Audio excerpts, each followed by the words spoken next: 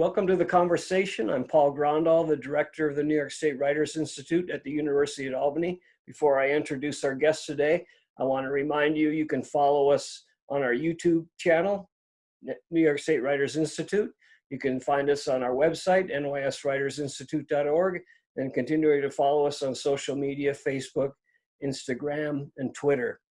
Very excited today to have an emeritus University of Albany professor, a friend, a writer, and a master gardener, Dr. Judith Fetterley. How are you doing, Judith? Actually, I'm doing pretty good. I wrote a little piece for our emeritus newsletter called Lucky to be a Gardener, because, if one of your major activities right now is gardening, you're kind of in luck because you can still do it. Right. And I think so many people have turned to gardening. I was complaining to my partner just the other day that I can't even find a watering can because everybody's gotten into gardening, and the supplies are low and the plants are low. But it's really a blessing. It's a wonderful, wonderful activity for this particular time that we're in. So I'm very grateful that it has been my post-academic career. Right. I mean, you take it so far beyond gardening. You have this wonderful newsletter now, Out in the Garden. You have Perennial Wisdom. You write about life lessons through gardening and really take it to a new level. What does gardening mean? It almost seems like a spiritual thing for you, something very deep. Yeah, it's interesting. I loved being at the university. I was passionate about my teaching and my research. I loved working with the Albany students because so many of them were first generation students, and I felt that I could really make a difference. Some of them had never been told they were really smart or capable before, and it was really, really exciting. But I wanted very much also to do something different. When I turned 65, I thought, I need to quit my university job and see if there's something else I want to do. And I had been gardening off and on for a while, and had not too long ago moved to a suburban house from my downtown townhouse, my Albany townhouse. So I had this wonderful space to create a garden in, and it just kind of evolved that I had a wonderful gardening friend who came to my house and said, "Oh, I can see that." He named the name of a very famous local garden designer. "I can see that so-and-so's been here. This garden looks great." And I said, "Well, gee, man, I kind of did this myself." And he said, "Oh, really? Well, you should think about going into the business." And so that's kind of how the whole concept of Perennial Wisdom got started. And I've thought of it very much, as a way of trying to help people in their relationship to plants. It's a niche business for people who can't afford or don't want to afford or don't need or not interested in the major landscape overhaul with the bulldozers and the moving the granite rocks and putting in swimming pools or fish ponds or whatever they want to do. It's very much for the person who likes to garden, who has a garden, but there's just something about that garden that it isn't giving back to them what they really feel they should be getting back from it. And so I'd like to come in and just look at things and say, well, you might think about this, or you might think about that, or here's some really great plants that grow in shade, even in dry shade, or if you realize that it's important to plant in odd numbers, not even numbers, it makes a huge difference in how something looks. I mean, just little things that are possible. I call it, tools and tips for the average gardener who wants to have an above average garden, because it's not fancy. It's not rocket science. It's something that the ordinary person can do, and it enhances their pleasure in the garden. Right. And yeah, I guess I would say in a way, gardening is a spiritual practice for me. I've gotten to be very passionate about plants. And in fact, I was talking with a friend the other day, and I said, there's all these groups that think about animal rights. And I said, well, what about the rights of plants? Yeah. When I see a bad pruning job, I think, that plant couldn't get away from that bad pruner. Somebody needs to stand up for plants and kind of help people see that plants have rights too. And one of their rights is to be properly pruned, not kind of massacred the way most pruning jobs are. Right. So yeah, it's a very deep connection, and one that I'm very motivated to share through my writing and various other and through talks that I give and through my master gardener work. So you were a distinguished professor at Albany. You taught American literature, feminist studies, expository writing. Now it seems like you're able to do more writing than ever. You're working on a memoir. What's the merge or the connect between gardening and writing? Does one spur and inspire the other? Yeah, that's a really good question, because maybe you can relate to this. I don't know, but I started smoking in high school when I had to do my first big research paper, Right. against my parents' wishes, of course, but they were, so when I quit the university, I quit smoking because I was quitting writing. Right. And it took me a good number of years to be able to write again without smoking. It really did. I mean, I had such a deep connection between smoking and writing that I didn't write for a good 10 years. Wow. And then the desire to share these experiences in the garden came back to me. I can't really explain it, because I've been thinking about it a lot during this pause, because one of the things I did, all my trips have been canceled. So I took the money that I was going to use to go to Scotland, and I've used it to hire this wonderful consultant to kind of help me think about my writing and help me negotiate the terrain of social media. Right. So I've had to think a lot about it, and I realize the desire to write about the garden is very deep. It's, I love to get up in the morning and go out and work in the garden, and then I like to come in and write a little bit about it. So they're very deeply connected activities. Hard to kind of say why, but I'm not at this point terribly motivated to write about anything else. Although occasionally I think about going back to the last bit of research work that I did on American women regionalists. And the book that I co-wrote with my colleague, Marjorie Price, is very academic. And I think maybe I should go back and try to write a more accessible book about that wonderful tradition of American writing that's really unique. It's uniquely American, and it's written by women, and it covers the period from the Seneca Falls Convention in 1848 to essentially the ratification of the amendment which gave women the right to vote. So it's in many ways the literary expression or the literary arm of the 19th century feminist movement, and it's a wonderful, wonderful tradition with wonderful materials. But I don't think we got our message out too well, because we kind of made that a very academic book. So, I think about that as another possible writing topic. But right now, I'm really motivated to share these wonderful experiences that I have in the garden, and they're full of humor and full of, I don't like to be preachy, but many lessons for us. I mean, gardening is a great teacher of all the essential lessons that we need to learn in life. Right. Right. And I love your title for the newsletter, Out in the Garden, and you kind of do a little introduction and riff. Can you talk about the double play of that title and why you chose it? Yeah, well, it started as a column for the Capital District Pride Center's newsletter that was called Community. Used to be a newsprint. Is no longer around either, I think, in online or print form. Certainly not in print form, and I don't even think they have an online one. I've kind of lost touch with them.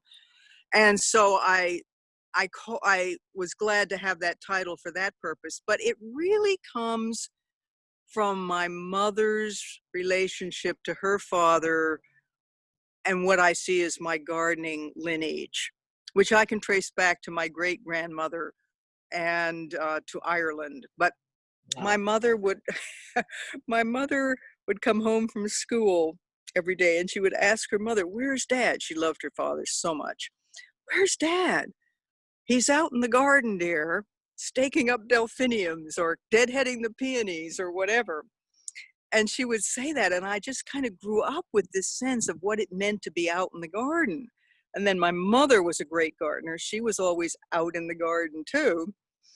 And so that has this very rich resonance of both a sense of what that experience is like of being outside and being in the garden, and also of my own personal lineage or genealogy or heritage, however you want to think of it. Because my grandfather came to the States when he was, our family lore said 10, but it turns out I think he was 14. But there was a picture that hung in my mother's dining room, in our dining room, in all the houses I ever lived in with my parents, of the cottage that he was born and grew up in. And he would talk to her about his mother, who was a gardener, and you could see the gardener in that photo. You could see the garden that she had created somewhat in that photo. So I feel like my gardening heritage goes very far back and is very deeply rooted in my family history. That's great. And then there's the fact that I have always wanted to go outside. My mom always told me that one of the first words I ever said was out. I want to go out. And there's just been something about being outside that has always um, meant health and good mood, you know, positive feeling. So it's got all of that stuff swirling around in the title. Wonderful. So you're in your garden. You made the connection work outside in your garden.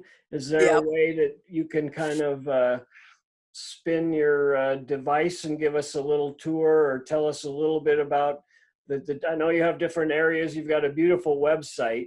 You've got different Thank you. areas, different names for your different gardens, different types of perennials and things. Can you give us a little visual tour while we're here?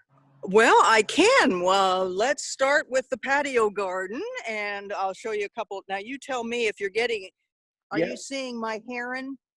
I'm seeing. Yep, we're seeing. That's good. Yep, this is the patio garden with the blue heron in it, a tribute to our love of blue herons. It's got beautiful brunneras, the beautiful foliaged brunneras, and these are the, can you see these, the coral bells? Yep, It's a beautiful. little hard for me to know what you're looking at, but I can see them. Do they call those bleeding hearts too, or not? Is that no, the bleeding heart is a different plant and it comes up much earlier. It's no longer blooming. I have them, you know, in a foliage pattern, but not in blooming. I'll show you another plant that's absolutely wonderful. It's the Maltese cross, the Lychnis, uh-huh. that the crusade back from Malta. And it is an absolutely beautiful plant. I'm going to put the camera right up to this orange. Can you see this orange Oh bloom? wow, that's beautiful. Yeah, What great, what kind of great plant, Lychnis. what kind of conditions is a plant like that like, and how much tender care, and are they pretty hardy or? They're not reliable returners. I buy new ones every year. Some of them come back, but a lot of them just don't make it back again. So, you know, sometimes you have to think of your favorite perennials as annuals. But here is another Lychnis that is very willing to come back. Oh yeah. This is a different kind of plant, Yep. and it is all over the garden. I got this from a friend when I first moved in here, and I must have hundreds of them. They self-seed. They're beautiful. They have this great foliage, this wonderful magenta flower, and they generously plant themselves all over the garden. Here's Wow. another view of a big, can you see the Yeah, whole? I can see it's beautiful. You I can kind of see see you've got there's a some field of them evergreen here. and back. Yeah, you've got shrubs and evergreen.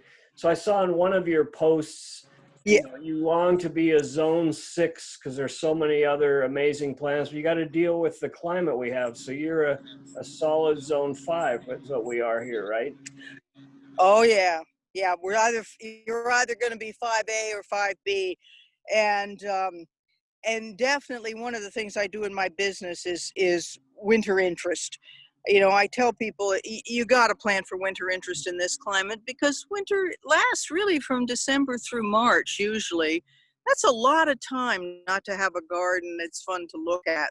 Right. So it's really important, to have plants that last and give you winter interest. And one of the things I do when I go out on a job and people are always amazed at it, I say, well, I got to look at this from inside, because if it doesn't look good from inside, forget it. Because think about it, we spend a lot of time in our gardens inside looking out, Right. and you want it to look nice from your various viewpoints inside. So winter interest is a big feature. Here's a plant that's really great for winter interest. You may not be able to see quite, you get an idea of it. It's called the hairy loud walking stick, and it's a filbert.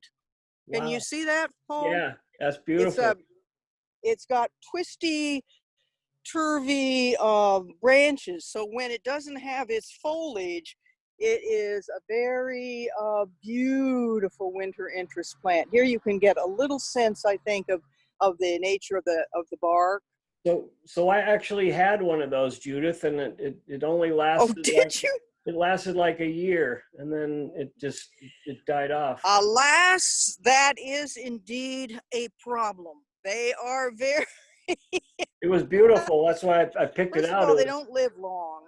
okay. So, but yours Yeah, comes back. yeah. Yeah. This one has come back beautifully, and it has survived massive deer predation. I don't know about you, but we have lots of deer damage here. And Yeah. for a long time, they chew things badly. For some reason, probably shouldn't say this because this will bring them back, but they've left it alone this year. So it's really flourishing beautifully. But yeah, they don't live long. It should have lasted more than a year, but they're not your 150-year-old plants. Right. That's for sure. I'm not sure. Let me I show you one more plant yeah. here that's really kind of interesting. And again, I try to talk to people about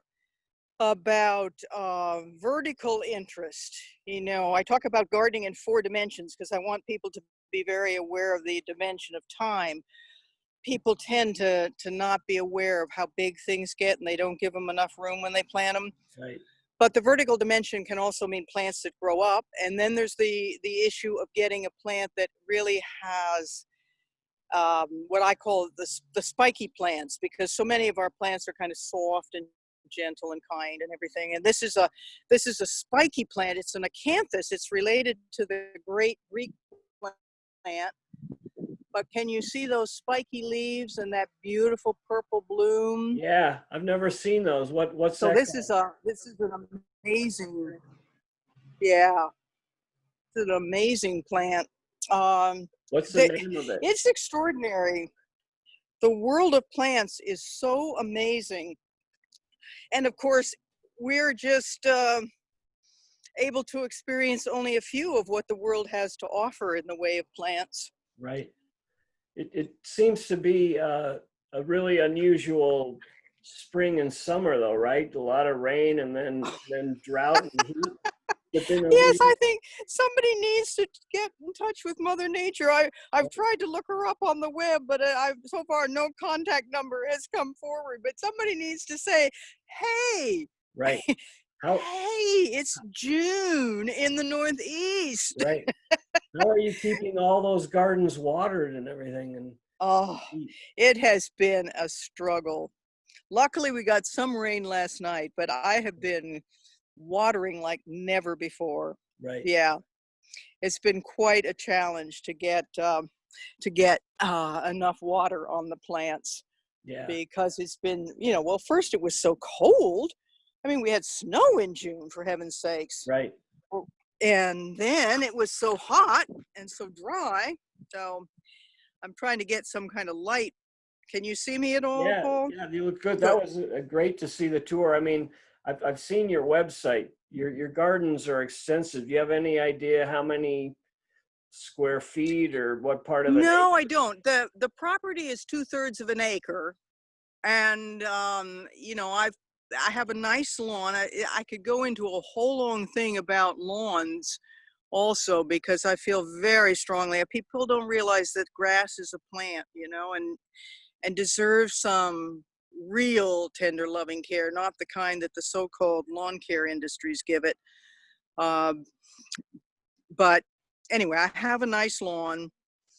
But I garden pretty much in all parts of the garden. I have a front garden, side garden. I'm on a corner lot, so I have a side garden, a back garden, and an oval in the middle. And then Sarah, my partner, has a vegetable garden. Okay. I was wondering if you grow vegetables. Yeah. Yeah, she grows the vegetables. I don't do the vegetables, but she does, and she gets as excited about her different varieties of tomatoes and kale and stuff as I do about my different varieties of lichens.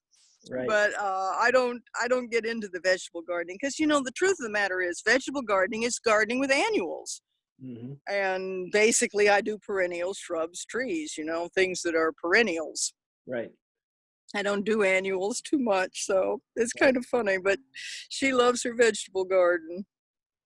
Well, Judith, this has been tremendous. I'm so grateful that you gave us a garden tour, that we heard about your memoir, your perennial wisdom, your gardening. You seem really grounded and happy and doing what you're meant to be doing. Well, the two things I'm most passionate about are actually home-based, right? Writing and gardening. So I'm very lucky. Right. And I'd be happy if can I give people the website Yeah, I will. information, or We you will. can do it? Yeah, we will post this and get it all ready in a couple of days. Okay, great. I'll send you the link Yeah. that you can share to all your friends and associates, and we send it to our email list, which has dozens of your fellow emeriti faculty and all kinds of faculty, staff, alumni. So yeah, it'll be fun when we get this out there. But it worked well. The technology was perfect. We got to see some of your garden. Sounded good. Thank you, Paul. Anything else you wanted to add? Just that it's a blessing to be a gardener, and let's work on our relationship to plants. Plants have rights too. Absolutely.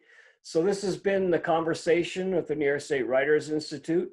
I'd remind you, you can go to our YouTube channel, New York State Writers Institute, our website, nyswritersinstitute.org, and social media, Facebook, Instagram, and Twitter. And this wonderful conversation with our colleague and friend, Dr. Judith Fetterley, will be posted shortly. And thank you so much for the conversation. Happy gardening, Judith. Thank you, Paul. You too. Let's pray for rain. Take care of yourself. Let's pray for rain. We need some, I think. Yes. All right. Yes. Good to see you. Thanks again. Bye.